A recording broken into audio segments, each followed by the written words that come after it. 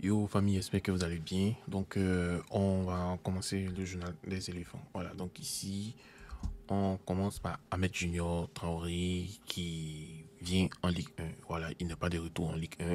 C'était un peu pour chahuter un peu ceux qui regardaient mes vidéos pour voir est-ce qu'ils connaissent le foot. Voilà. Donc il vient en Ligue 1. Ahmed Junior Traoré est prêté.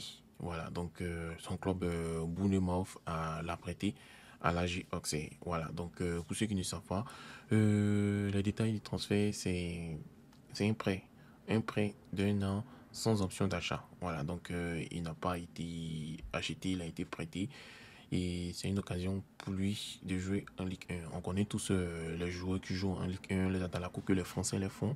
Donc imaginez si Ahmed Junior fait une très belle saison à la Oxey, cela va faire de telle sorte que ils vont bien faire son Atalakou et son club sera obligé de le prendre au sérieux. Donc moi j'ai une question pour vous. Voilà, depuis que Ahmed a quitté l'Italie, on voit que lui, il s'est pas imposé à Bournemouth, il est parti à Napoli, il s'est pas imposé, il est venu à l'Ajax.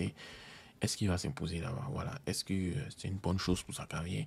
Est-ce que il va jouer les premiers rôles à l'Oxey? Est-ce que c'est un bon tremplin pour lui? Voilà. Donc écrivez en commentaire, on aimerait bien le savoir. Ensuite, on apprend que Jean-Philippe Gbamé a été acheté à Nantes. Voilà. Donc, il avait une saison, il a été prêté à Nantes pour une saison. Et bon, c'est un enfant, hein, voilà, vu son profil qu'il a, c'est une excellente sentinelle en fait, un excellent milieu défensif. Et il est de retour en Ligue 1. Est-ce que ça va faire de telle sorte que il va être vraiment dans les premiers rôles? Est-ce que il va vraiment aider le club de Nantes? Bon, on va le savoir. Sinon, les gens de Dunkerque sont vraiment fâchés. Ils disent qu'ils l'ont aidé à se relancer, que pourquoi il est parti. Il aurait dû rester. Mais bon, franchement, voilà. Qu'est-ce que vous en pensez? Son transfert à Nantes, est-ce que c'est un bon transfert ou un mauvais transfert? Donc, écrivez en commentaire. On apprend aussi que Odilon Kosonou va partir en Italie. Voilà, donc Odilon Kosonou va aller, comment il s'appelle?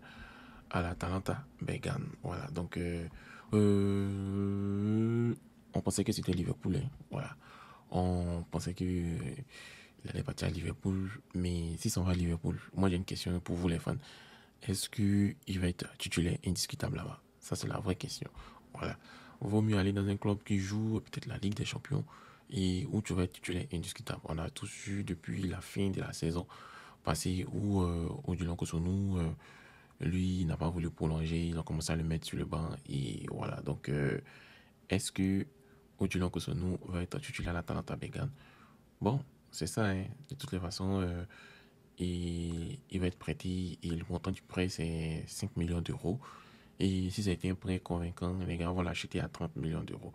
Avec l'Atalanta Bergame, son style de jeu, je pense que le style de Odilon Kosonou va plaire beaucoup de personnes en Italie là-bas. Donc, l'officialisation, normalement, c'est aujourd'hui. Donc, on attend, on espère que ça va être officialisé et il va avoir un tremplin où il va jouer régulièrement. On apprend aussi que le stade de Reims voilà, a un vif intérêt pour qui Roméo Aman. Voilà, pour ceux qui ne connaissent pas Roméo Aman, c'est un milieu de terrain qui joue en-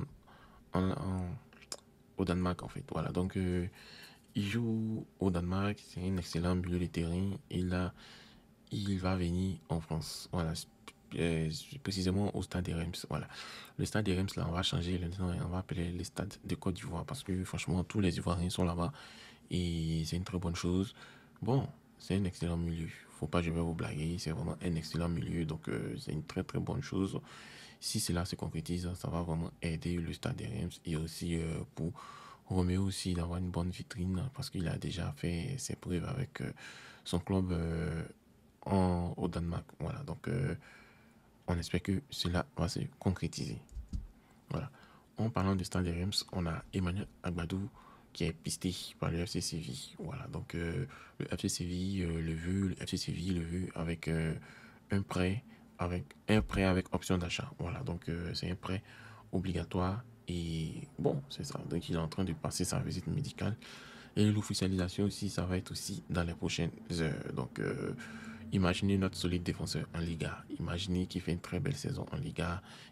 Les joueurs du FC Barcelone ou le Real de Madrid vont le connaître. Voilà, en tout cas, c'est vraiment un solide défenseur ivoirien. Quand on regarde son parcours, c'est quelqu'un qui a la tête sur les épaules, qui est parti en bas de l'échelle et petit à petit, il est en train de gravir les échelons. En tout cas, courage à toi et félicitations. On espère que ce transfert va se concrétiser et tu vas faire une très très très belle saison à Séville. Voilà. Moi, de mon côté, je pensais qu'il allait faire une très belle charnière défensive avec Cédric Kipri. Bon, on voit que ils ont acheté cette équipe parce ils ont pensé vendre Emmanuel Agbadou. De toutes les façons, le stade des Reims, comme je l'ai dit tout à l'heure, c'est le stade ivoirien. Voilà, donc le stade ivoirien de Reims. Ensuite, on a Mohamed Koni. Pour ceux qui ne connaissent pas Mohamed Koni, c'est le deuxième gardien des éléphants. Voilà. Il est passé par la SEC Mimosa. Hein. Voilà, ils l'ont pas pris parce que on dit il n'avait pas la bonne taille. Voilà, quand il était petit. Mais il ne s'est pas découragé. Son rêve, c'était de devenir gardien. Et en moins d'un an, il a gravi les échelons. Voilà. Il est passé du troisième gardien au Havre. Pour... Il a joué des matchs en Coupe de France. Il était gardien titulaire en Ligue 2. Et il a été transféré dans un club de première division en Belgique, le Sporting Club du Charleroi. Et là, il est titulaire indiscutable. Donc, c'est pour vous dire que si dans la vie, on vous rejette, c'est de rien. C'est parce que les gens ne connaissent pas votre valeur. Et vous allez montrer votre valeur et vous allez prouver. Donc, lui et Ivan Konan, c'est vrai qu'il y a Yaya Fofana, mais Yaya Fofana, Mohamed Kone, Ivan Konan, ouais, ça c'est trois gardiens qu'on aura pour les années à venir, au moins 10 ans comme ça. Et on a de très très bons gardiens. Donc, c'est une très très bonne chose pour nous. Et aussi, parlant des gardiens, on a Faye MS qui s'est exprimé sur Badra Ali Sangari. Il dit que Badra Ali Sangari continue d'apporter ces dons qu'on attend de lui. Qu'est-ce qu'ils attendent de lui? Moi, je vous pose la question, c'est quoi? Est-ce que c'est son expérience? Est-ce qu'il est performant en club? Est-ce que c'est pour cela qu'ils l'ont appelé? Voilà, donc c'est plein de tout ça là qu'ils l'ont utilisé. Donc, Frey qui compte toujours sur Badra Ali Sangari. Voilà, et vous pensez-vous que Badra Ali Sangari a toujours sa place avec les éléphants? Donc, moi, j'aimerais savoir si Badra Ali Sangari a toujours sa place avec les éléphants. Donc, écrivez en commentaire. Et puis aussi, on apprend que Sophie Perry est ciblé par le Galatasaray. Voilà, donc bon, c'est le journal L'équipe qui a informé. Hein. Et il va rejoindre les Géants d'Istanbul. Est-ce que c'est un bon prêt? Est-ce que c'est un bon choix pour l'international ivoirien? Il sait tout ce qu'il a 26 ans. Il va aller en Turquie. Oh, Turquie, bon.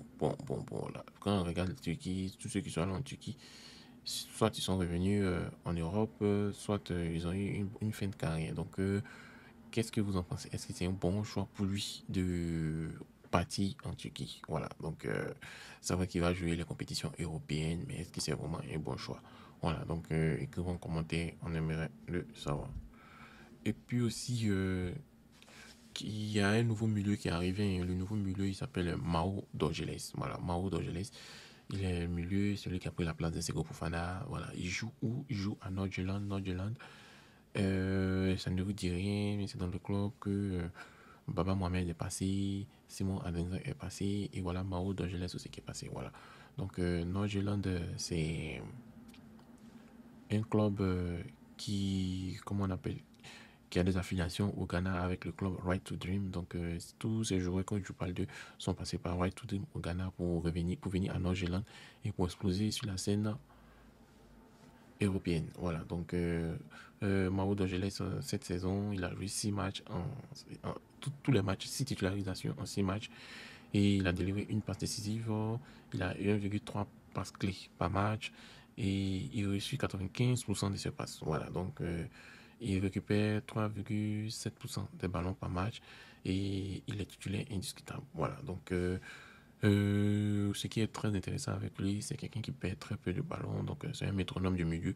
C'est un jeune milieu. On voit tout ce que Faye MS est en train de préparer le milieu ivoirien. Donc, on espère qu'il va faire des très très belles prestations contre la Zambie et contre le Tchad. Et on va aller de l'avant. Donc, chers amis, c'est tout pour aujourd'hui. Le journal des éléphants. J'espère qu'il vous a plu. Et bon, abonnez-vous, hein, voilà. Donc, on nous dit que 97% des personnes qui regardent la vidéo ne sont pas encore abonnées. Donc, veuillez vous abonner parce qu'on fait le résumé de l'actualité des éléphants. Donc, merci et puis passez une agréable journée.